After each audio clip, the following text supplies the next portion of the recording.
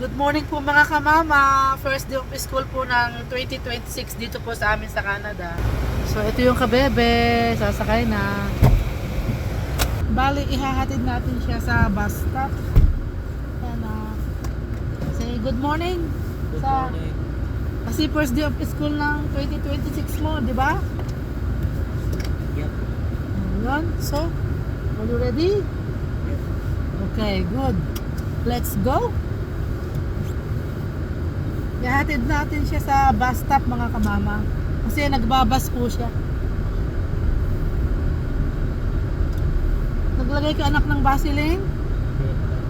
O naku po, always put the Vaseline. This kind of weather is not good to your lips. Always dry. Saan ba yun? Okay. Yan. Ando na yung yung isa mong kasama. Wala? Wala ba? Oo, hindi pala yung pause na. Kaya ako nakaparking lang.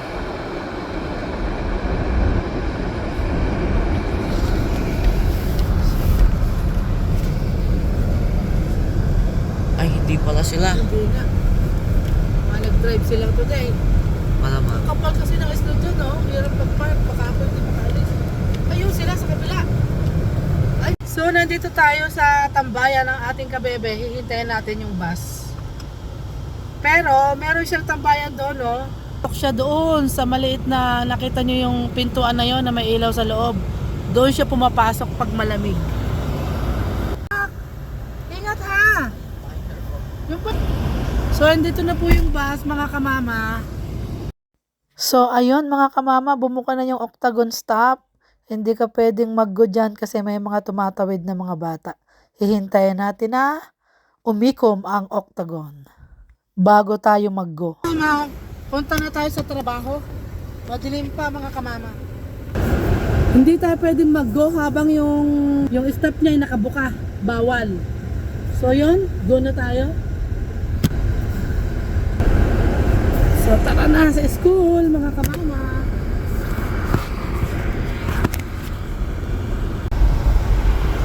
Yun, malapit na po tayo sa school mga kamama.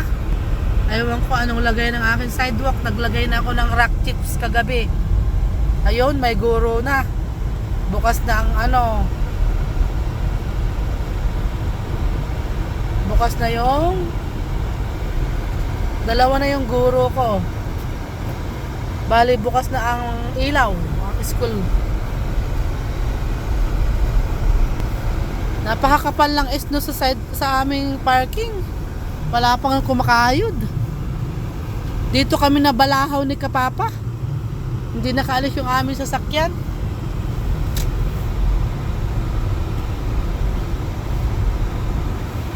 Ang umaga po, nandito na po tayo sa school. Ang problema, itong aking lip shiner ay nahulog yung takip. Saan kaya nahulog?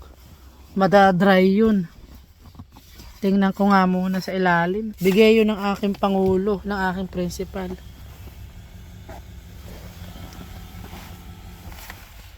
So eto, nakita na natin ang takip. Yung kamama kung gaano kapal na yung snow.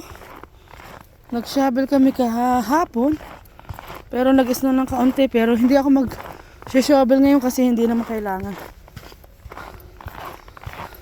Nakita nyo yung namin, oh. Ito ang problema ko.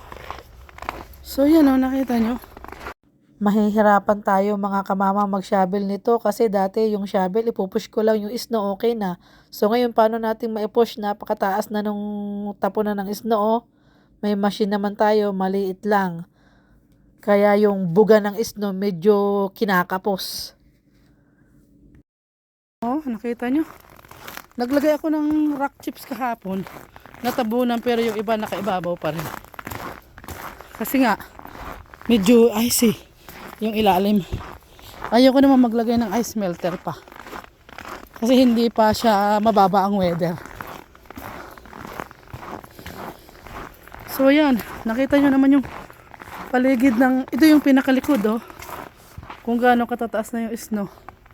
Yun naglagay lang ako doon ng nakita nyo itong problema ko pa. Ay, naku naman. Ito. Nagtutulo, Tapos pag malamig, mag-stop na siya dyan. Ayan o, nakita nyo? So yan, nandito na tayo. Sa trabaho. Hay, sa wakas. Ito yung unang araw ng pasok namin ng mga bata ng January 2026. So, higop muna tayo ng kape bago tayo mag-check sa surrounding. Ay, salamat po Panginoon. At bigyan nyo kami ng panibagong lakas. Balik ko. Na aming haharapin ngayong 2026. Tiyaran. Mag-i-in muna ako. Mag-i-in muna ako doon sa harap kasi dito ako dumaan sa likod. Kintab ng ating sahig kasi bagong wax po yan. Nag-general cleaning tayo for 2 weeks. Tiyaran. In muna ako. Ang hallway natin. Meron agad sala rin. Naano agad yung sahig ko. So ayun, nakapag-in na tayo. Tcharan! Check natin dito sa kabilang entrance natin. Ayun. May bata. So yan. Bali makintab na yan. Kasi nag-general cleaning tayo. Wow. Check natin dito sa labas. Uy.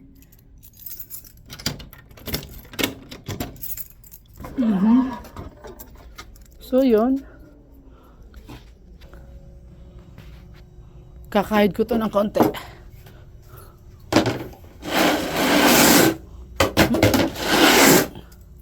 Manipis naman ang snow kaya hindi ako mag-shovel. Pero itong rampa na to, tanggalan natin ang snow.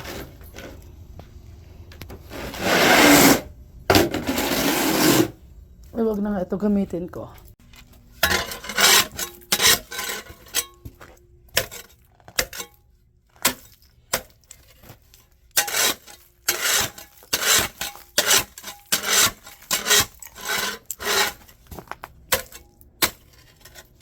Ito yung problema ko talaga pagka nagtutuno tapos biglang lalamig. Nakita nyo, kakapraso na yung entrance, kakapraso na yung may kasi nga gawa nito. Yan dito kasi, yung napakalapit sa pinto na yan, Diyan nakaumang yung dalo yan ng tubig, manong inilayo-layo, bakit dito Siyempre nag-i-snow, pag nagtutunaw, yan, lalawa di yan. Ngayon, siyempre, pagka malamig na, hindi na siya dadaloy ng tama, ng maayos. May stuck na siya dyan, hanggang dun. Kalapad naman itong likod ko. Tambayan kasi ng mga bata ito. Pwede maglalawa dyan. Tapos pag sa gabi titigas. Ito ang problema ko dito. Ay, tingnan nyo naman. Tapos tutulo yan ang tutulo. Pag mababa ang weather. Kakalat yan di yan. Tingnan nyo. Ang ginagawa ko dito.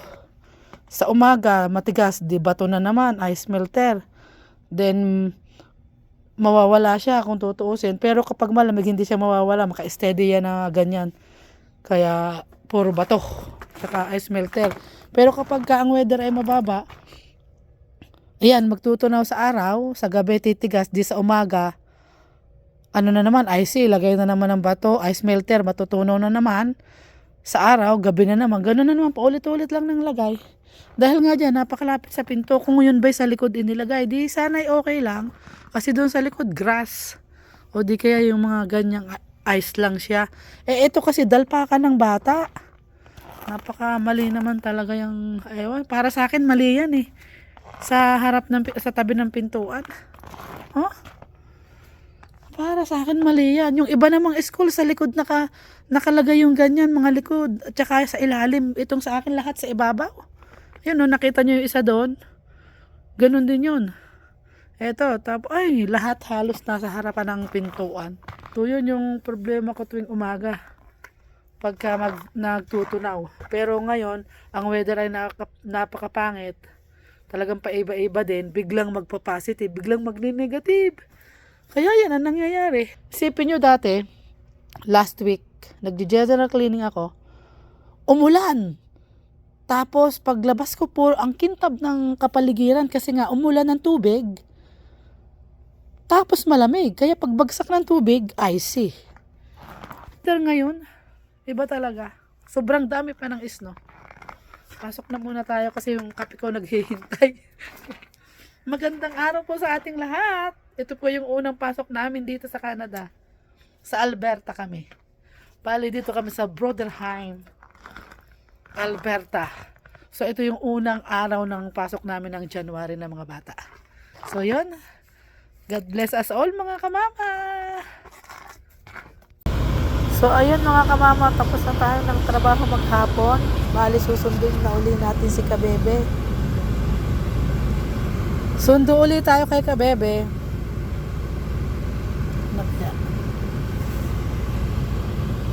Ayun, ang ating Kabebe.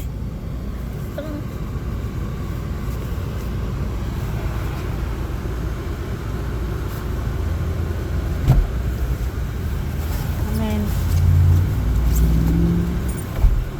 God bless you. Ayun, nasundo na uli natin sa Kabebe. Mula kaninang maga.